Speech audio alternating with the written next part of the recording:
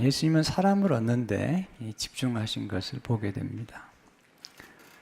가장 지혜로운 게 뭘까? 성경은 사람을 얻는 것이 가장 지혜로운 것이다 라고 말씀하고 있습니다. 잠언 11장 30절을 보게 되면 의인의 열매는 생명나무라 지혜로운 자는 사람을 얻느니라. 사도 바울의 생애도 그런 사람을 얻는 일에 모든 최선을 다하는 것을 보게 됩니다. 고린도서 9장 19절을 보게 되면 내가 모든 사람에게서 자유로우나 스스로 모든 사람에게 종이 된 것은 더 많은 사람을 얻고자 함이라.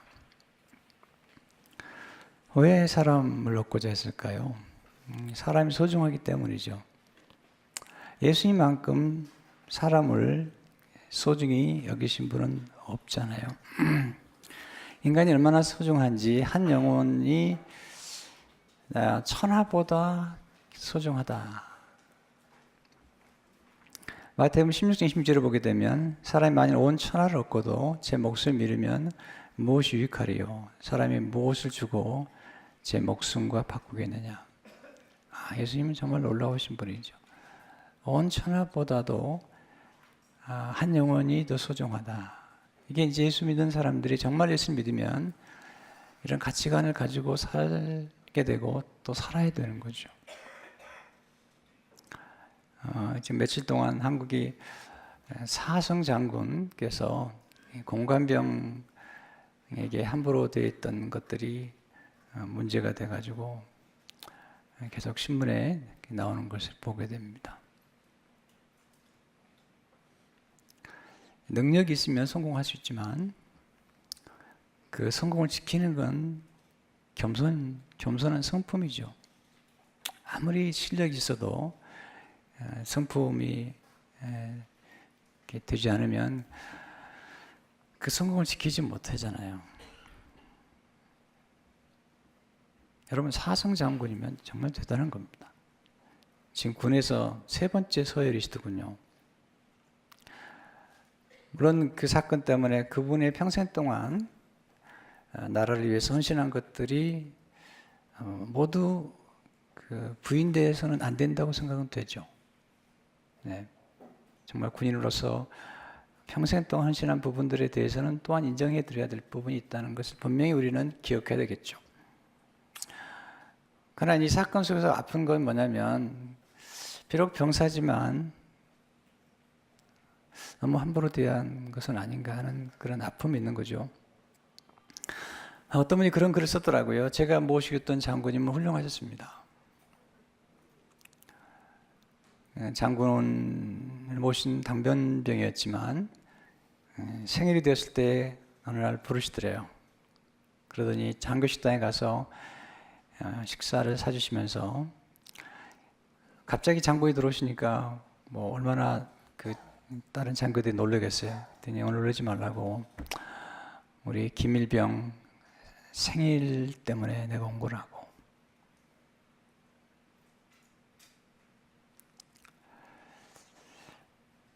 명절이 돼서 외로워 있는 그 병사를 차를 보내가지고 집에 부르더니 집에서 식사를 그 장군 부인께서 정성을 다해서 차려주시면서 음식을 대접하고 그리고 돌아가는 길에 떡과 음식들을 이렇게 싸주면서 돌아가서 병사들과 함께 나눠 먹으라고.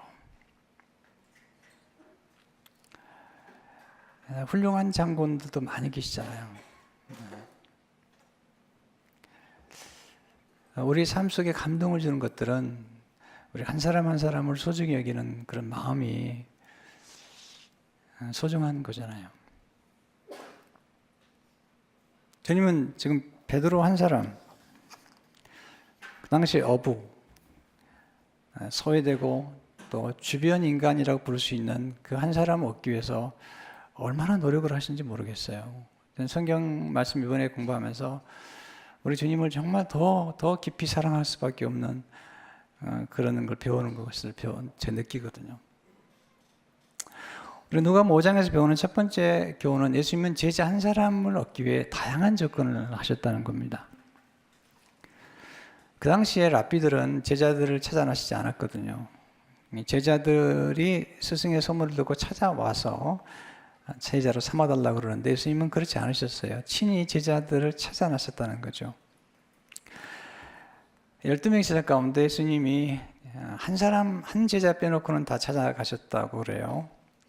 가룟 유다는 남유다에서 올라왔어요. 나머지 11명은 예수님이 직접 찾아가셔서 그들을 만나신 거죠.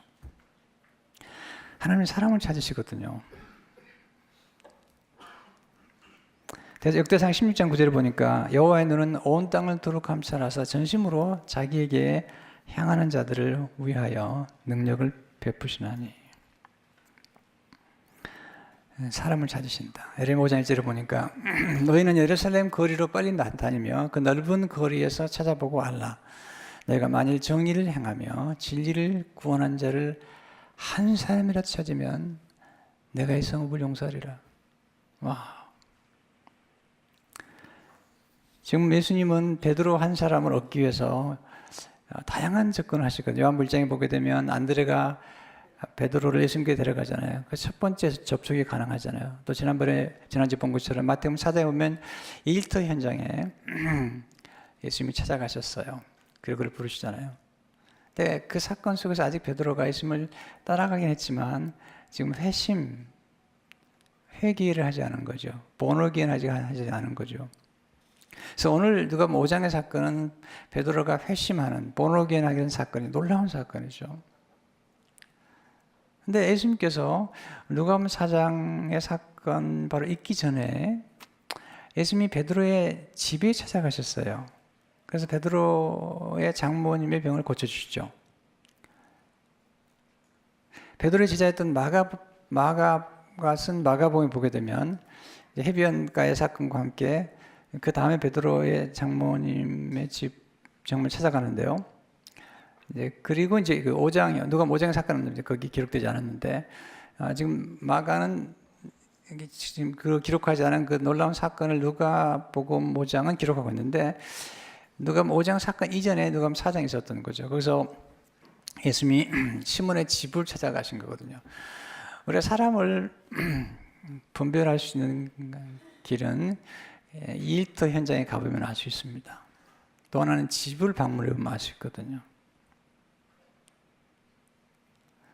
근데 이제 더 놀라운 감격은 주님께서 베드로 한 사람 얻기 위해서 일터로 찾아가시고 또 집으로 찾아가셨다는 거거든요. 그리고 거기서 아주 그 베드로의 장모님의 그 병을 고쳐주신 사건이죠. 그리고 4장 38절 39절에 보면 예수께서 일어나 회당에서 나가서 시몬의 집에 들어가시니 시몬의 장모가 중한 열병을 앓고 있는지라 사람들이 그를 위하여 예수께 구하니 예수께서 가까이 서서 열병을 꾸짖으신데 병이 떠나고 여자가 곧 일어나 그들에게 수종드니라. 심한 중환질병이라는 것은 그 당시 아주 크리티컬한 병 같아요. 잘못하면 생명을 잃을 수 있는 병인데 주님이 열병을 꾸짖으셨어요. 예수님의 말씀으로 열병을 꾸짖으니까 병이 떠났습니다. 성경은 참 놀랍게 표현하시는데요. 성경 보게 되면 병이 들어오기도 하고 병이 떠난다는 거죠. 주님이 병이 들어왔는데 명하시니까 떠나고요. 또 귀신이 들어왔다가 예수님이 꾸짖으니까 떠나거든요. 예수님의 말씀의 능력은 정말 놀라운 거죠. 마가복음에 보면 예수님께서 이 손을 붙잡고 일으키셨다 그렇게 기록이 되어 있거든요. 이 현장에 지금 베드로가 자기 집을 찾아오신 예수님께서 장모님을 고쳐주시는 걸 보고 놀라는 거죠. 근데 아직 변화되지 않아요. 우리는 기적을 보면 변화가 될 거라고 생각하는데 기적이 돼도 변하지 않은 사람 많아요.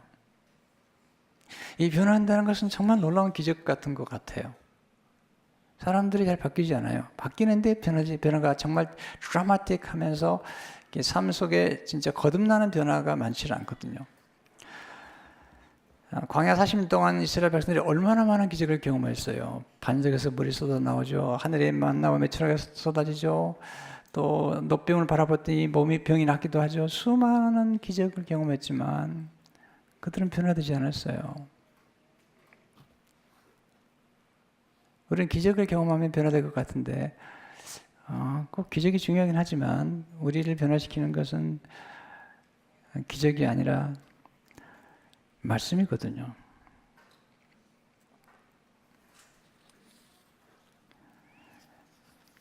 이 사건 통해서 이제 누가 모장에 이르기까지 이런 사건들이 이제 베드로에게 이루어지면서 베드로가 속으로 놀라는 거죠. 와, 예수님이 참 놀라우신 분이다. 베드로의 장모의 수임한 열병을 고쳐주신 주님께서 나중에 보면 귀신을 쫓아내는데 귀신들이 얘기를 하거든요. 예수님을 향해서 당신은 하나님의 아들입니다. 바로 이제 그런 현장에 베드로가 함께 했던 거죠. 이분은 나를 부르신 이분은 정말 놀라우신 분이구나. 그러니까 지금 이 사건 속에서 예수님께서 베드로를 얻기 위해서 지금 다양한 접근을 하고 있다는 거고요. 그리고 베드로에게 충분한 시간을 주어서 그가 회심할 수 있도록 예수님께 온전히 돌아올 수 있도록 지금 시간을 주고 있는 거죠. 예수님 한 제자를 얻기 위해서, 사람 얻기 위해서 서두르지 않아요. 우리는 너무 조급하잖아요. 너무 빨리 승부를 거리려고 하잖아요. 근데 예수님은 그렇지 않아요. 베드로 한 사람 얻기 위해서 엄청난 시간과 노력을 기울이고 있는 사실을 보게 돼요. 두 번째, 예수님은 빈배에 찾아오셔서 기적을 일으켜 주셨다는 사실이죠. 여기 이제 게네사렛 호수는 사실은 갈릴리 호수거든요. 근데 이름을 게네사렛 호수라고 하기도 하고 또 디베라 바다라고 하기도 하죠.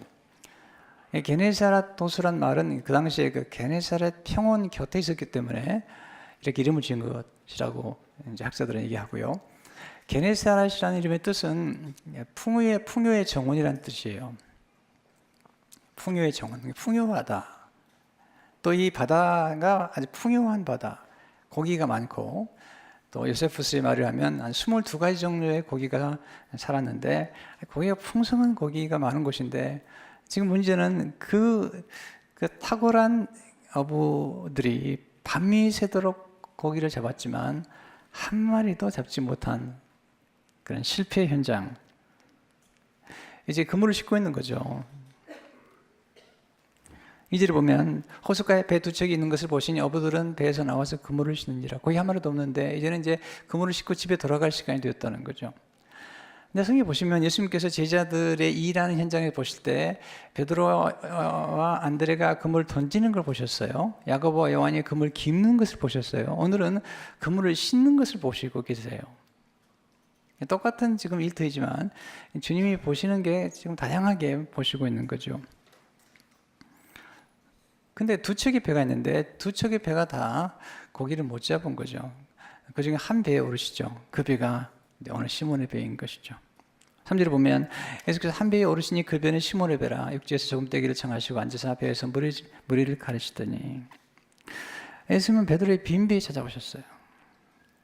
베드로가 이렇게 고백하잖아요. 5절에 보면 시몬이 대답하여 이르되 선생님 우리들이 밤이 새도록 수고하실 때 잡은 것이 없지만은 가끔 우리 인생에서 이런 경험을 하죠. 굉장히 우린 전문가인데 나는 전문가인데 내가 이 분야에는 대단한 사람인데 어느 날 보니까 아무것도 잡은 게 없는 거예요. 인생을 정말 노력 많이 했는데 빈비인 거죠. 빈비는 우리 삶 가운데 실패나 절망의 경험들 또는 갑자기 찾아오는 질병들, 예상하지 않았던 엄청난 폭풍우 같은 인생의 문제들이 찾아왔을 때 우리는 절망하고 좌절할 수밖에 없죠.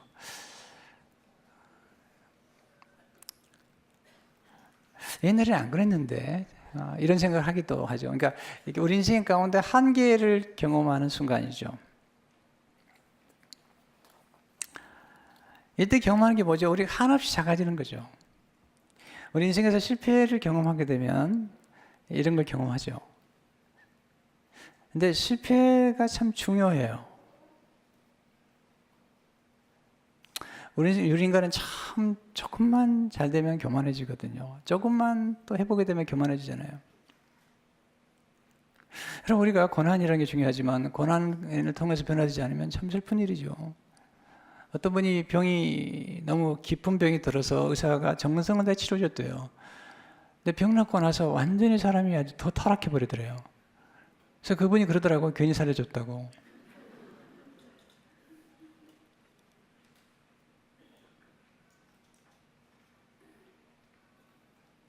여러분, 실패를 경험하고 어려움을 경험하고 해보게 됐으면 우리가 다른 사람이 돼야 되는데, 어떤 사람은 다른 사람이 되기도 하지만 어떤 사람들은 더 이상한 쪽으로 바뀌어버리는 수가 있거든요. 신윤복 교수님께서 지금은 이제 돌아가셨습니다만 그런 말을 남겼죠. 성공은 지위를 높여주지만 실패는 그릇을 키워준다. 여러분, 사람이 그릇이 커진다는 것은 그만큼 많은 사람을 품는 걸 의미하는 거잖아요. 제가 교수님의 글을 접하면서 저는 이렇게 쓰고 싶었어요.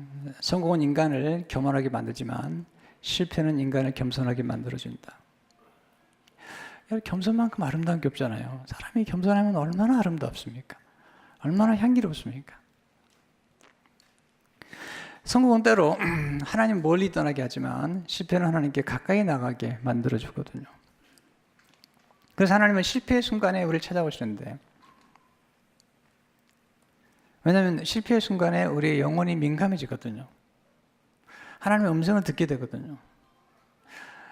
인간은 참 어리석어요. 정말 조금만 배가 부르고 조금만 등이 따뜻하면 하나님의 말씀에 귀를 기울이려고 하지 않아요.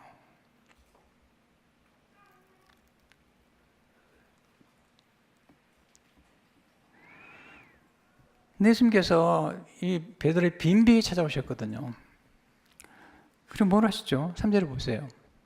예수께서 한 배에 오르시니 그 배는 시몬의 배라. 육지에서 조금 떼기를 청하시고 앉으사 배에서 무리를 가르치더니, 시몬의 배예요. 베드로의 배에 타셨는데 거기서 지금 기적을 당장 일으키지 않아요. 먼저 말씀을 전하고 계신 거예요. 무리에게 말씀 전하지만 지금 예수님의 관심은 무리에게 말씀을 전하지만 베드로 한 사람에게 집중해 있습니다. 왜냐하면 베드로가 변화되면 놀라운 일이 벌어질 걸 아셨기 때문이에요. 지금 예수님 무리에게 말씀을 전하지만 사실 이 무리에게 말씀을 전하면서 베드로가 들었으면 좋겠다. 네, 지금 이런 생각하고 계시는 거죠. 왜냐하면 베드로가 지금 변화되어야 되는데 지금 아시는 거죠. 어떻게 변화가 되어야 되는 것을 아시는 거잖아요. 여러분, 가끔 목사가 설교하면서 그런 생각하고 설교할 때가 좀 있어요. 설교를 준비하면서 이 설교는 꼭 한 분이 들었으면 좋겠다. 또 그분이 또 결석을 하네요. 네. 이것은 영향력 때문에, 왜냐하면 그 한 분이 변화되면 놀라운 역사를 일으킬 수 있기 때문에 그런 생각을 하고 설교를 준비할 때가 아주 가끔 있죠. 지금 예수님께서 베드로에게 기적을 일으켜주고 싶으시지만 그 전에 베드로에게 필요한 건 기적보다 말씀이거든요. 그래서 말씀을 마치시고, 4절에 보면 말씀 마치시고 시몬이 그러실 때 깊은 데로 가서 그물을 내려 고기를 잡으라는 거죠. 여기서 이제 시몬이 고민하는 거죠. 깊은 데로 가서 고기를 잡으라뇨. 예수님은 목수이시잖아요. 어부가 아니잖아요. 전문가인데 베드로가. 우리는 가끔 전문가들이 중요하지만 우리의 전문성 때문에 우리 인생이 오히려 더 어려움을 겪을 수 있다는 것도 잊지 말으셔야 돼요. 사도행전 17장에 보면 유로굴라 강풍이 불잖아요. 그때 사도 바울의 말을 안 듣습니다. 하나님의 사람의 말을 듣지 않아요. 다 전문가의 말을 듣죠. 선주의 말을 듣고, 돈 많은 사람에게 듣고, 그 다음에 선장의 말을 듣죠. 사도 바울이 말하니까 우리가 전문가라는 거야. 근데 나중에 정말 어려워지니까 하나님의 사람의 말을 듣죠. 그래서 구원을 받잖아요. 제가 이제 그런 경험 하는 거죠. 성도들이 사업도 하고 여러 가지 하는데, 그치, 목사 사업 안 해봐서 모른다는 거죠. 근데 아주 결정적인 순간에 오면 찾아와요. 목사님 기도해 주세요.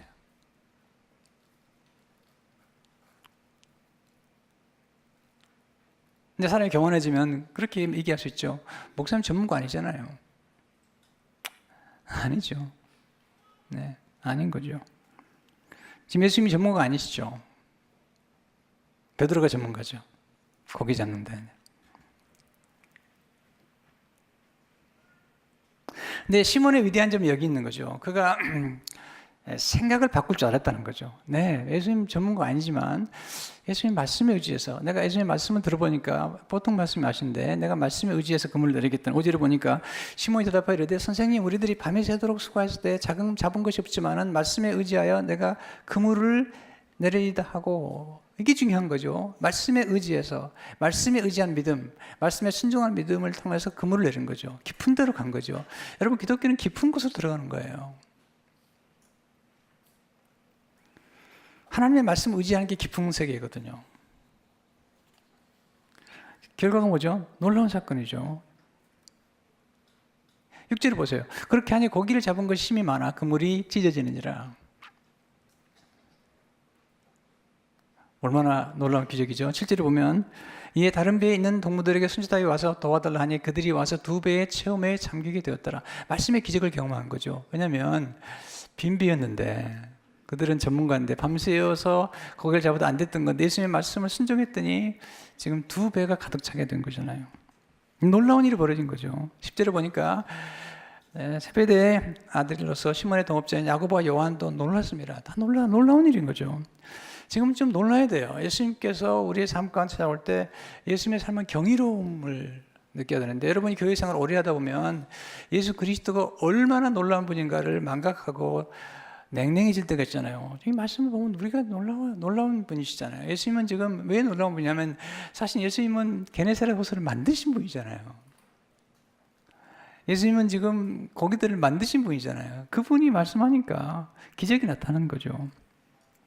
여러분, 예수님이 누구신 분입니까? 지금 우리가 베드로의 생애를 공부하지만 제 초점은 베드로도 배우지만 베드로를 변화시키고 가시는 예수 그리스도를 좀 우리가 더 배우기 원하는 거거든요.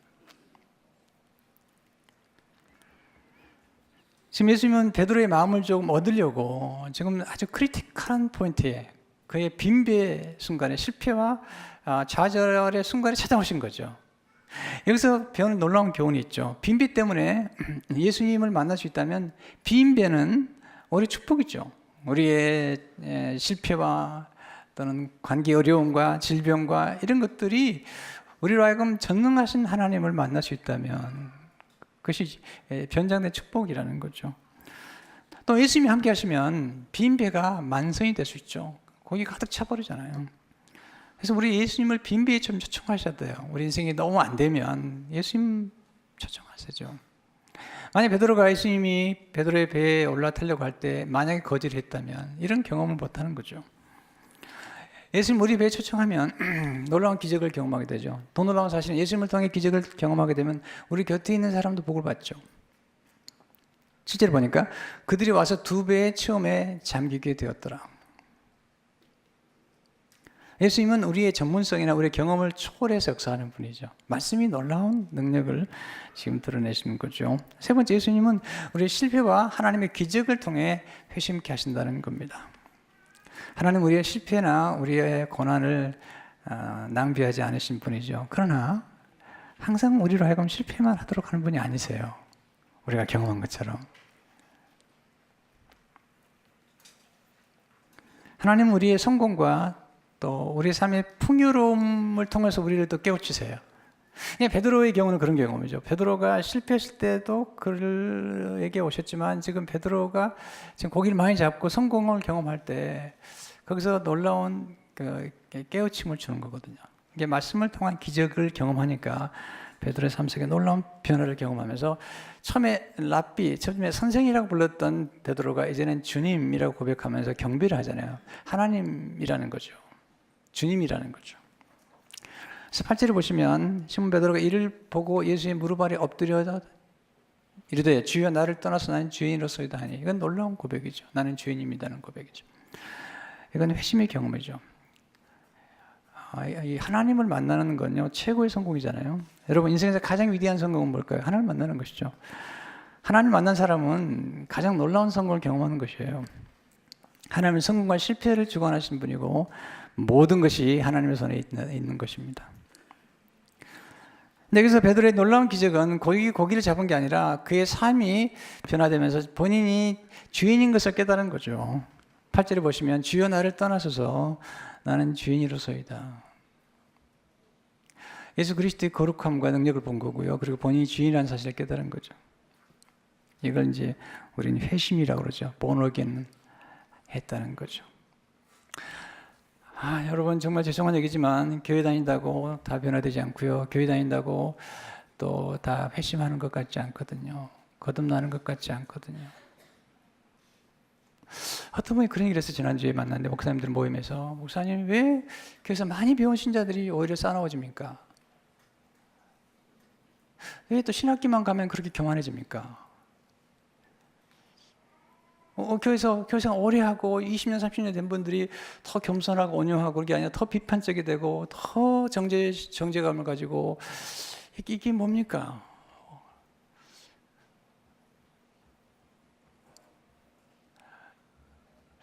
그러면서 심각하게 저도 고민을 하게 된 거죠. 우리가 지금 뭐 여러 가지 교회에서 프로그램을 제공하는데 그 프로그램의 마지막 변화의 절정은 뭘까? 기도를 많이 하는데 막 거품을 품고 싸우려고 그러고 이게 뭘까?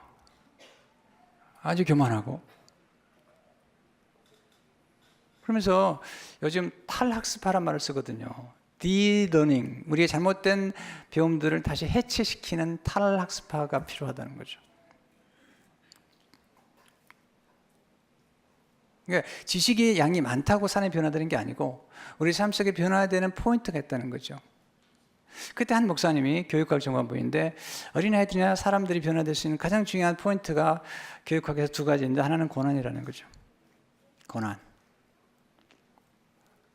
여러분들이 고난이 왔는데도 불구하고 변화되지 않는다면 고난을 낭비하는 거죠. 그건 정말 슬픈 거죠. 고난 자체도 슬픈 건데 고난을 통해서 변하지 않는다면 그건 더 슬픈 거죠.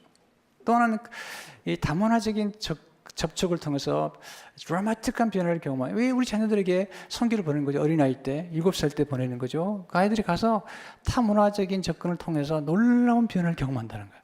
이게 선교의 놀라운 절정이라는 거죠. 선교를 통해서 아이들이 놀라운 변화를 경험한다는 거죠.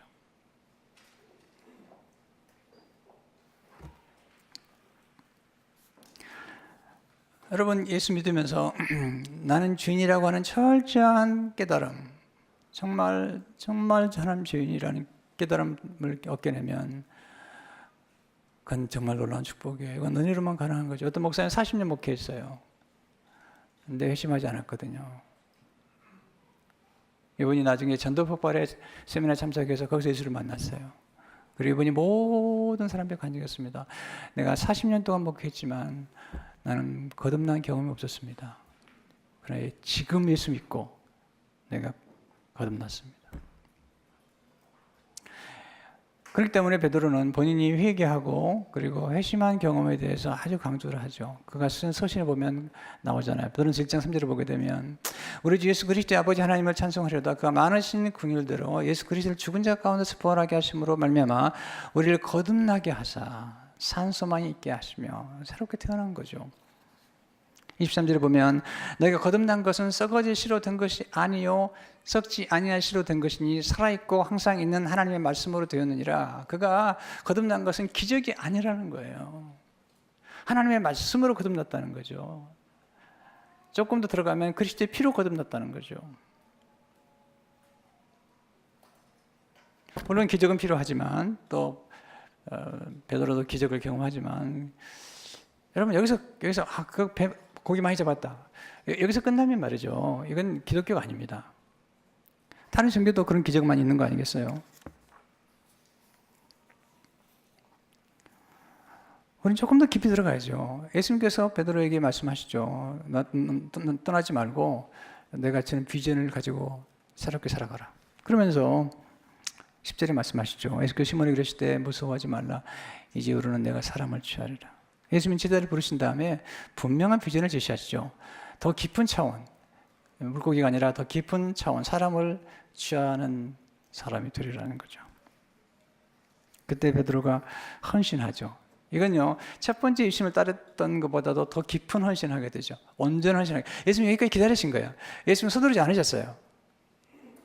우리는 전도할 때 너무 서두르잖아요. 어떤 분은 전도할 때 막 전도가 아니라 협박을 하더라고요. 지금 예수 안 믿으면 오늘 가다가 교통사고 날지도 모르고 뭐 벼락 맞을지도 모르고 그러니까 지금 하라고. 그러지 마세요 제발. 그런 거 아니에요. 왜 협박을 합니까? 왜?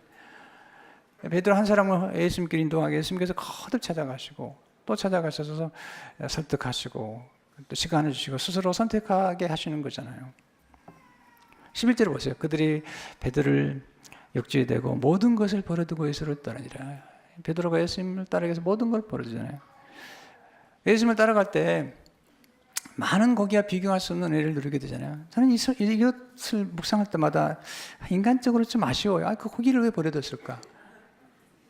또 더 중요한 질문을 하게 돼요. 누가 가져갔을까? 이게 정말 참 이게 말씀 묵상해도 이게 중요하지 않은 걸 묵상하게 되잖아요. 왜냐하면 우리가 인간적이기 때문에 인간 때문에 우리는 아직도 거기에 관심이 많은 거죠. 근데 여기서 기억할 것은 뭐냐면 예수님을 따라갔더니 뭐 이런 기적을 수없이 경험하는 거죠. 만약에 베드로가 여기 고기에 집착하고 주님을 고기로 만족했다면 그런 깊은 세계로 들어갈 수 없었죠. 나중에 예수님 따라가니까 그가 수많은 사람들을 예수님께로 인도할 뿐 아니라 베드로가 수많은 기적을 예수 이름으로 일으키는 이런 놀라운 경험을 하게 되거든요. 그래서 우리가 예수 그리스도를 따라가야 됩니다. 우리가 한 번의 기적이나 고기 몇 마리 때문에 눈이 어두우면 안 되거든요. 베드로가 만약에 고기 몇 마리 때문에 만족해버리고 끝났다면 그건 기독교가 아니죠. 그럼 나중에 비록 때로 고난을 당하기도 하지만 그의 삶의 순교로 이어지지만 놀라운 영광을 누리게 되잖아요. 예수님이 어떤 분이죠? 게네사렛 호수를 만드신 분이세요. 그 고기를 창조하신 분이세요. 천지를 창조하신 분이 따라오라는 거죠. 우리 너무 예수님 몰라요. 교회 다니지만 너무 예수님 몰라요. 예수님 마음 몰라. 물론 하나님 여러분을 여러 가지 축복해 주시죠. 건강에도 복도 주시고 사업도 복 주시고 자녀도 복 주시지만 중요한 건 더 중요한 게 있다는 거죠. 여기서 발견한 또 하나의 진리는 뭐냐면 11절에 나오는 말씀인데요. 그들이 베드로를 육지에 대고 모든 것을 버려두고 예수를 따르냐. 그들이잖아요. 베드로만 따르는 게 아닙니다. 그들이. 왜 그러냐면요. 왜 예수님께서 베드로에게 집중하시냐면 베드로 하나가 움직이면 다 움직여요. 베드로 하나가 예수님 따라가니까 나머지 안드레, 요한, 야고보 다 따라가는 거죠. 여러분, 거기도 큰 고기가 있는 것처럼 사람도 큰 인물이 있어요. 그 영향력 때문에. 모세, 여호사 이런 사람처럼. 그러니까 우리 주위 가운데 이런 사람들을 만나게 되면 참 귀중히 여겨야 됩니다. 훌륭한 지도자 하나를 만나면 귀중히 여겨야 됩니다. 왜냐하면 보세요. 감자나 고구마를 땅에서 키보면 하나가 키면 따라오거든요. 이렇게. 여러분 사회에 오시지만 좋은 손님 하나 만나면 엄청난 커넥션을 가지고 도와줍니다. 그런 사람이 영향력 있는 거죠. 그래서 그런 손님을 함부로 대하면 안 되죠. 왜냐하면 그 한 사람 뒤에 수많은 사람들이 도와주는 거거든요. 베드로가 그런 사람이죠.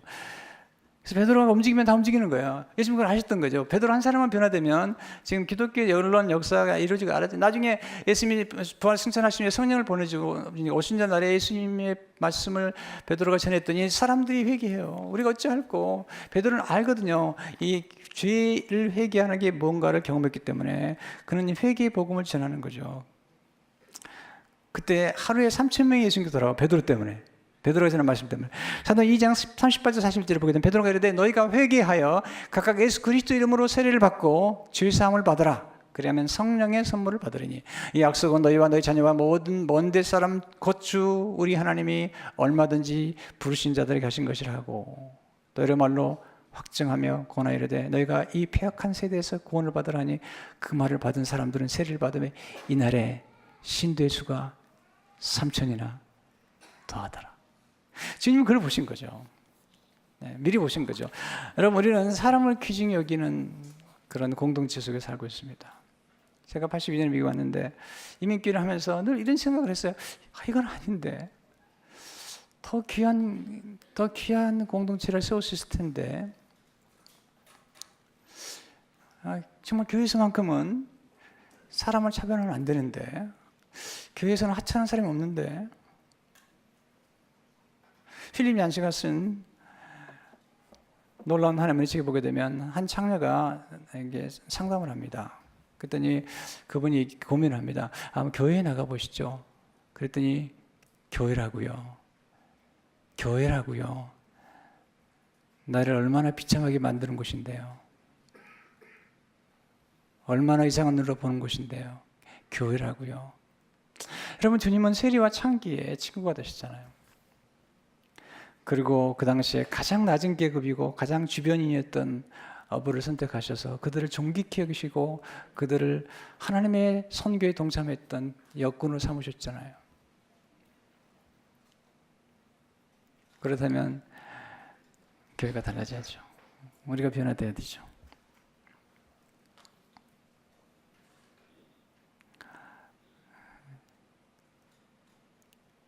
정말 장군임에도 불구하고 자기가 함께 데리고 있는 그 일병의 생일을 챙겨주는 그 장군처럼 우리 예수님은 하나님이시면서 우리에게 오셔서 우리를 사랑하시는 거잖아요. 이게 우리가 만나는 그리스도시죠. 그래서 우리의 삶이 풍요로워진 거죠.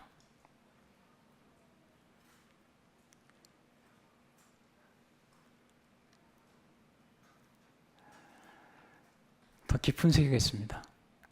네, 오늘 여러분 가운데 혹시 교회는 다니지만 예수님을 영접하지 않은 분이 있다면 기도하는 중에 영접하시면 좋겠습니다. 그리고 여기서 놀라운 변화가 한번 경험이 있어야 됩니다. 그때 우리 삶 속에 드라마틱한 체인지가 일어나는 거죠. 이 은혜가 있기를 주의 이름으로 축원합니다. 하나님 아버지, 오늘 가운데 교회는 다니지만 아직 예수님을 나의 구주, 나의 하나님으로 만나지 못한 분이 있다면 이 시간 예수님을 영접하게 하시며 교회에서 오랜 신앙생활을 했지만 우리 삶 속에 변화되지 않은 부분이 있다면 하나님 기도합니다. 성령의 도우심으로 변화를 경험하게 하시며 우리 교회가 한 영혼을 천하보다 귀히 여기는 사람들을 대할 때 외적인 외모나 또 재산의 유무나 학력의 유무나 백그라운드 유무에 상관없이 모든 사람을 존귀히 여기는 교회가 될 수 있도록 주여 우리를 새롭게 하여 주옵소서. 예수 이름으로 기도합니다.